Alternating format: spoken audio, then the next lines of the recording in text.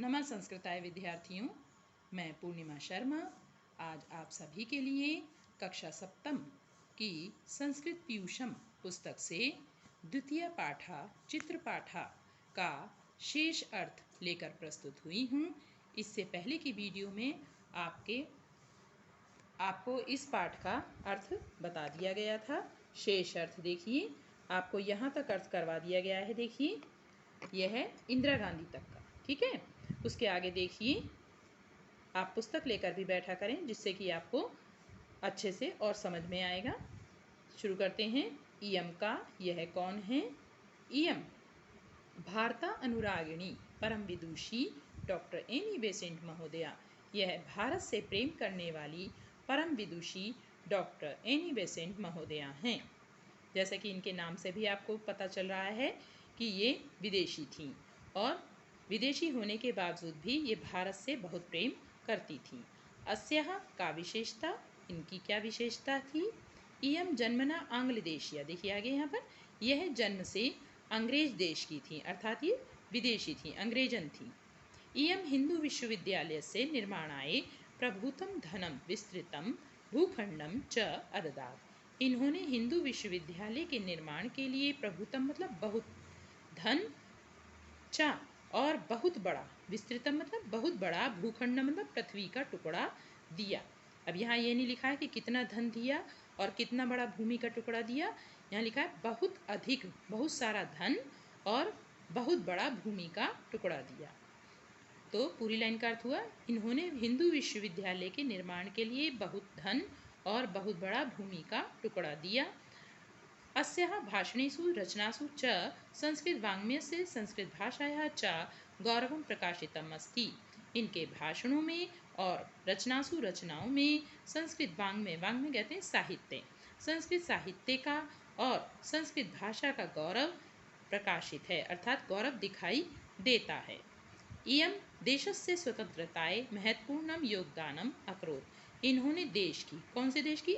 भारत देश की बात हो रही है। देखिए यहाँ पर, इन्होंने देश की अर्थात भारत देश की स्वतंत्रता के लिए महत्वपूर्ण योगदान किया, जबकि ये अंग्रेज थी और अंग्रेजों के खिलाफ ही ये भारतीयों के साथ इन्होंने लड़ी।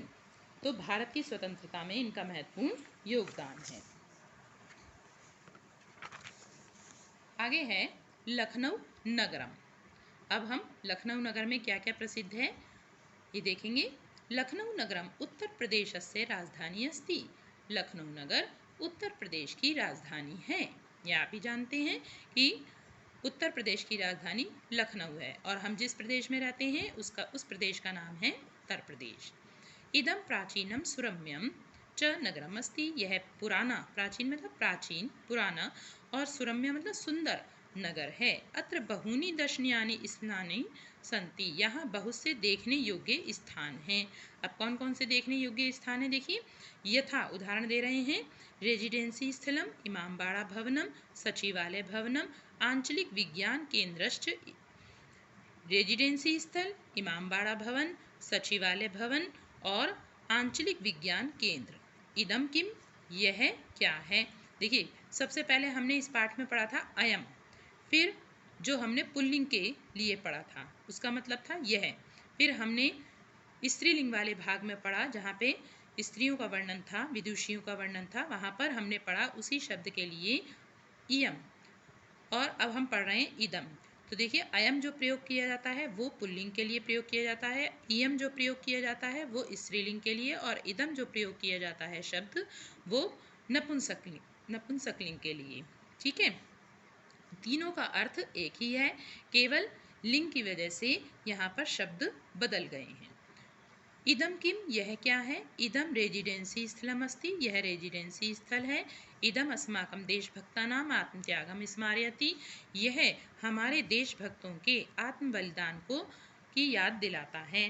प्रथमे स्वतंत्रता संग्रामे 1857 तमे वर्षे भारतीयाः वीराः आङ्ग्लशासनस्य यदा विरोधम् अकुर्वन् तदा देशभक्ताः अत्रापि आंग्लान आक्रांतवन्तः। प्रथम स्वतंत्रता संग्राम में, जो अभी आपने पीछे पढ़ा, झांसी की रानी लक्ष्मीबाई ने इस युद्ध में भाग लिया था। तो प्रथम स्वतंत्रता संग्राम में 1857 ईस्वी वर्ष में भारतीय वीरों ने जब अंग्रेजी शासन का विरोध किया, तब देशभक्तों ने यहाँ भी अंग्रेजी शासन को आक्रांत मतलब व्याकुल कर दिया, अर्थात वो भी अंग्रेज भी जो है भारतीय देशभक्तों से के जो उनके द्वारा विरोध किया जा रहा था अंग्रेजों का, उससे परेशान हो गए। अस्मिन् युद्धे राष्ट्रभक्तै स्वरक्तम प्रवाहितम, इस युद्ध में राष्ट्रभक्तों ने अपना रक्त बहा दिया, अर्थात अपने प्राणों की भी उन्होंने परवाह नहीं की। तेषां त्यागेनैव स्वतंत्रतायाम एकम सोपानम निर्मितम, उनके त्याग से ही स्वतंत्रता की एक सोपान कहते हैं सीढ़ी बनी। सीढ़ी का मतलब वो नहीं जिस पर हम चढ़कर जाते हैं, सीढ़ी का मतलब है एक शुरुआत हुई, प्रारंभ हुआ इनके त्याग से ही, क्योंकि जब इन लोगों ने युद्ध लड़ा था बच्चों, तो उस समय तुरंत हमें स्वतंत्रता नहीं मिल गई थी, ये प्रारंभ था, ये शुरुआत थी। और धीरे धीरे फिर ये शुरुआत जब अपने अंतिम दौर में आई, तो एक दिन भारत को छोड़कर अंग्रेजों को जाना पड़ा और हम स्वतंत्र हो गए। तो ये प्रारंभ था स्वतंत्रता के लिए, उनके त्याग से ही, किनके जिन वीरों ने भारत के लिए त्याग किया, तो उन वीरों के त्याग से ही स्वतंत्रता की एक सीढ़ी निर्मित मतलब बनी। आगे देखिए, इदम इमामबाड़ा भवनम अति मनोहरम अस्ति, यह इमामबाड़ा भवन बहुत सुंदर है। इदम अवध शासकानाम स्मारकम अस्ति, यह अवध शासकों का स्मारक है। अस्य भवनस्य छदि अति विस्तृता अस्ति, इसके भवन की छदि मतलब छत बहुत बड़ी है। इयम स्तंभै बिनापि बहु कौशलेन निर्मिता अस्ति, यह स्तंभी कहते हैं खंबे। देखिए, जब छत बनाई जाती है तो पिलर बनाए जाते हैं, लेकिन इस छत की यह विशेषता है, और बड़ी भी है ये छत, तो इसकी ये विशेषता है कि ये खंभों के बिना भी बहुत कुशलता से बनाई गई है। इयम अस्मिन् एकम विचित्रम सोपान मंडलम अस्ति, इसमें एक विचित्र यानी अनोखा सोपान मंडल यानी सीढ़ियों का समूह है। तत्र नवागंतुकाः बहुधा मार्गम विस्मरन्ति, वहाँ नए आने वाले अधिकतर मार्ग को यानी रास्ता भूल जाते हैं कि वो कहाँ से आए थे और कहाँ घूम जाते हैं, वो उसमें भूल जाते हैं। अतएव जनः इदम भवनम भूल भुलैया इति वदन्ति, इसीलिए लोग इस भवन को भूल भुलैया भी कहते हैं, क्योंकि इतनी सीढ़ियां हैं कि वो किधर से आए और किधर को फिर वापस वहीं आ जाते हैं। कई बार उन्हें रास्ता नहीं मिल पाता है, तो वो ये भूल जाते हैं कि वो किधर आए और किधर उन्हें निकलना है, इसीलिए इसको भूल भुलैया भी इस भवन को कहते हैं। इदम सचिवालय भवनमस्ति, यह सचिवालय भवन है। अस्मिन् भवने विधानसभाया विधान परिषदश्च अधिवेशनानि भवन्ति, इस भवन में विधानसभा और विधान परिषद के अधिवेशन कहते हैं बैठकें, मीटिंग, जिसे आप अंग्रेजी में मीटिंग कहते हैं, उसको कहते हैं बैठक होती हैं। अस्मिन् भवने स्थित्वा राज्यस्य मंत्रिणः सचिवाः अन्ये च अधिकारिणः राजकार्यं संचालयन्ति, इसी भवन में स्थित्वा मतलब रहकर राज्य के मंत्री, सचिव और अन्य अधिकारी राजकार्य चलाते हैं। राजकार्य मतलब अपना करते हैं, जो सरकारी काम होता है उसको इसी भवन में रहकर करते हैं। सचिवालय एवं उत्तर प्रदेश शासनस्य मुख्य कार्यालयः अस्ति, सचिवालय में ही उत्तर प्रदेश का मुख्य कार्यालय है। इदम किम, यह क्या है? इदम आंचलिक विज्ञान केंद्रम अस्ति, यह आंचलिक विज्ञान केंद्र है। किमर्थम इदम प्रसिद्धम, यह किस लिए प्रसिद्ध है? किमर्थम का मतलब किस लिए, पीछे भी आ चुका है ये शब्द बच्चों, तो यह किस लिए प्रसिद्ध है? इदम ही अनुभवाधारित शिक्षा प्रदानाय विख्यातम वर्तते, क्योंकि यह अनुभव पर आधारित शिक्षा देने के लिए प्रसिद्ध है। इदम केंद्रम लखनऊ नगरस्य मध्ये स्थितमस्ति, यह केंद्र लखनऊ नगर के बीच में स्थित है। अस्मिन् केंद्रे अन्वेषक इति नाम्नः भवनमस्ति, इस केंद्र में अन्वेषक कक्ष इस नाम का भी भवन है। देखिए, भवन बहुत बड़ा है, इसलिए यहाँ इसमें अलग अलग जो कक्ष हैं उसमें इस केंद्र में एक कक्ष का नाम अन्वेषक कक्ष भी है।